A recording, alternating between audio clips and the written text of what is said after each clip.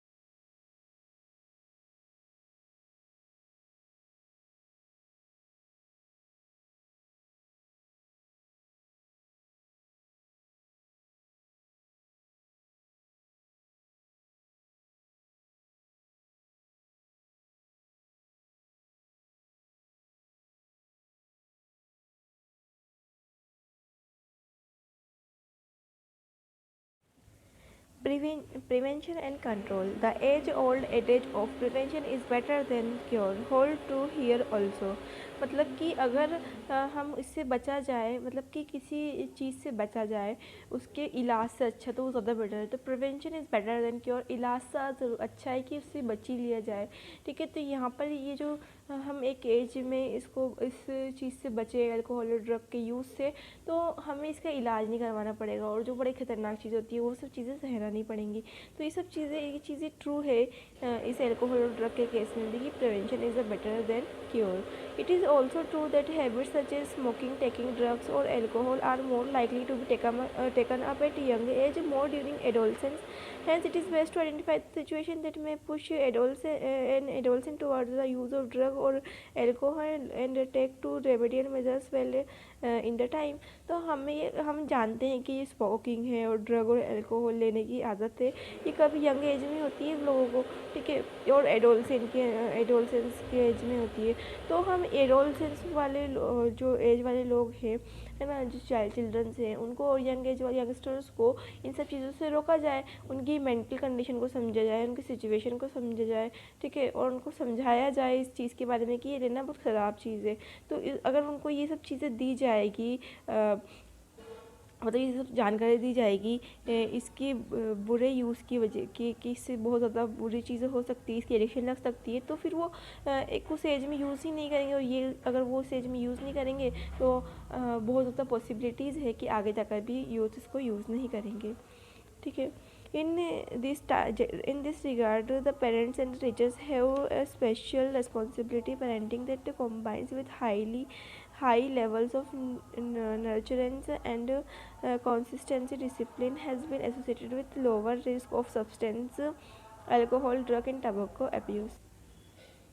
तो जो एडोलसेंट्स है और यंगस्टर्स है वो इस चीज़ का यूज़ ना करें, तो उसके लिए चाहिए कि पेरेंट्स और टीचर्स जो है वो इसकी रिस्पॉन्सिबिलिटी लें कि वो उन्हें समझाएं, है ना, और उनकी नर्चरेंस करें, मतलब कि उनको गाइडेंस दें, उनको डिसिप्लिन सिखाएं, और उनको ये जो ये रिस्क है एल्कोहल, ड्रग और टोबैको का, उसको कम कर सके, मतलब कि उससे बचाएं उनको, है ना। Some of the measures mentioned here would be particularly useful for prevention and control of alcohol and drugs abuse among adolescents. तो एडोलसेंट्स के लिए मतलब कि इन सब चीज़ों को, ड्रग्स और एल्कोहल और टोबैको को प्रिवेंट करने के लिए कुछ नीचे मेजर्स दिए गए हैं।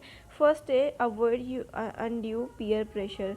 Every child has her own choice and personality, which should be respected and nurtured. A child should not be pushed unduly to perform beyond his or her threshold limit, be it studies, sports और activities.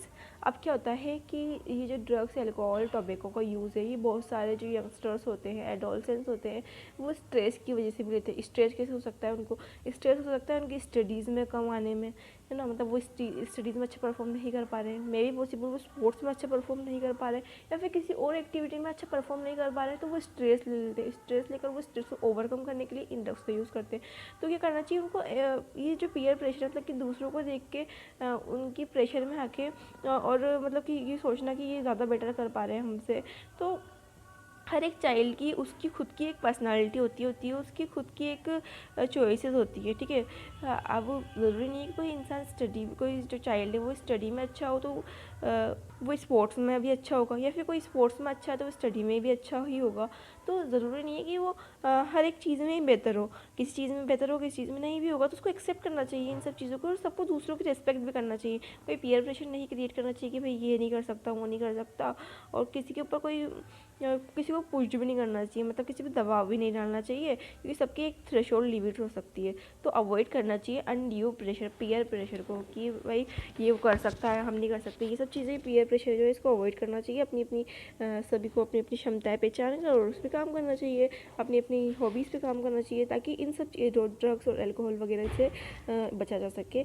Education and counselling is very big thing, जो कि और बहुत ज़्यादा important thing है, जो इन इन सब चीज़ों से बचा सकती है। Educating and counselling him or her to face problems and stress and to accept disappointment and failures as a part of life. It would also be world wide or to channelize the child's energy into healthy pursuit like sports, reading, music, yoga and other extracurricular activities।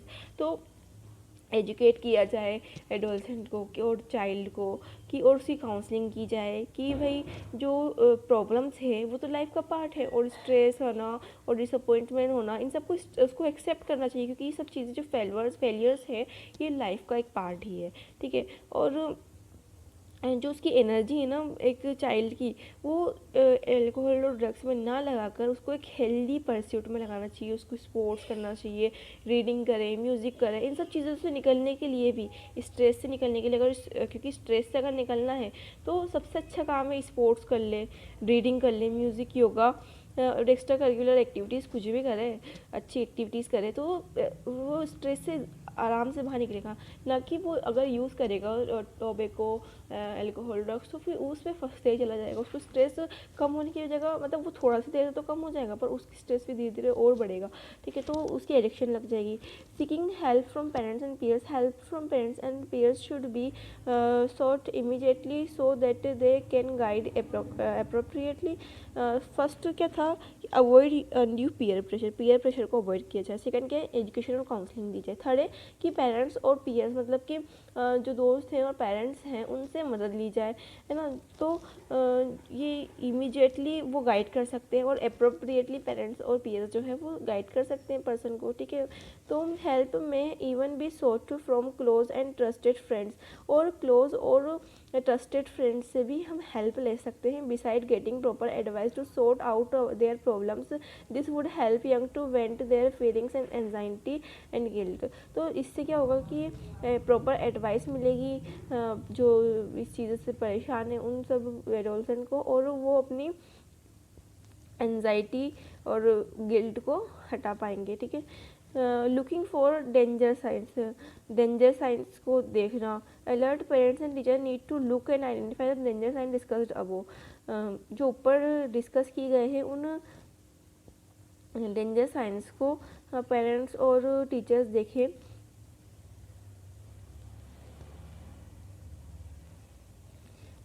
Even friends, if they find someone using drugs or alcohol, should not hesitate to bring this to the notice of parents or teacher in the best interest of the person concerned। तो अगर कोई friend है तो वो अगर उसको भी लगता है कि उसको कोई फ्रेंड की ड्रग यूज़ कर रहा है, एल्कोहल यूज़ कर रहा है, तो उसको शर्माना नहीं चाहिए उसके पेरेंट्स को बताने में और टीचर्स को बताने में, क्योंकि अगर उसके पेरेंट्स और टीचर्स को समझाएंगे तो फिर वो एंजाइटी और गिल्ट वाली फीलिंग से बाहर आ पाएगा, ठीक है।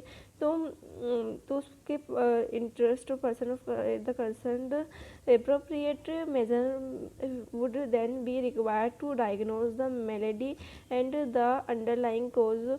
फिर इसके लिए अप्रोप्रिएट मेजर लिए जाएंगे इसको डायग्नोज करने के लिए। This would help in initiating proper remedial steps और ट्रीटमेंट, जिससे प्रॉपर स्टेप्स और ट्रीटमेंट मतलब ट्रीटमेंट के जो प्रॉपर स्टेप्स हैं वो लिए जाएंगे। Seeking professional and medical help, या फिर हम मेडिकल और प्रोफेशनल हेल्प भी ले सकते हैं अगर कोई इसके अंदर इन्वॉल्व ही है ड्रग और एल्कोहल यूज़ के लिए। तो a lot of help is available, बहुत सारी हेल्प अवेलेबल है in form of highly qualified psychologist, psychiatrist and de-addiction and rehabilitation program to help individuals who have unfortunately got the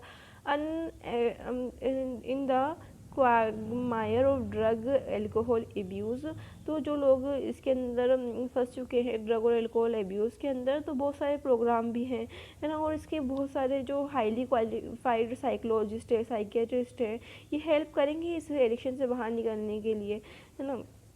With such help, the affected individual with sufficient effort and willpower can get rid of the problem completely and lead a perfectly normal and healthy life। और इन सब चीज़ों से मतलब कि medical professional help से, parents से मदद मांगने से, उनको बताने से, उस चीज़ को सही करना चाहता है वो अगर तो एब्यूज़ जो एल्कोहल ड्रग एब्यूज़ उससे बचना चाहता है, वो ना उसको कम्प्लीटली क्योर करना चाहता है, अगर वो इससे एडिक्ट हो गया, एडिक्शन को ख़त्म करना चाहता है, तो फिर वो अपनी कुछ ये मेडिकल हेल्प लेगा और वो अपनी कुछ अपनी तरफ से मेहनत करेगा, सफिशिएंट एफर्ट लगाएगा, उसकी will power is very important thing. अगर वो सोच लेगा कि मुझे छोड़ना ही है तो विल पावर मजबूत बनाएगा और इन सब चीज़ों से कम्प्लीटली वो रिड ऑफ कर सकता है और नॉर्मल और हेल्दी लाइफ जी सकता है। यहाँ पर चैप्टर का ये जो वाला पार्ट है alcohol, drug and tobacco abuse, और जो भी ड्रग्स हैं वो कैसे बनती है, सब चीज़ें हमने फिनिश की है। उसके अलावा इसके जो शॉर्ट नोट्स है, जो भी मैक्सिमम पॉसिबल क्वेश्चन बन सकते हैं, जो नीट 2024 या कोई से भी नीट एग्जाम में पूछे जा सकते हैं, वो मैं इसके एक पेजेस लगा दूंगी वीडियो के एंड में। You can take screenshot for this.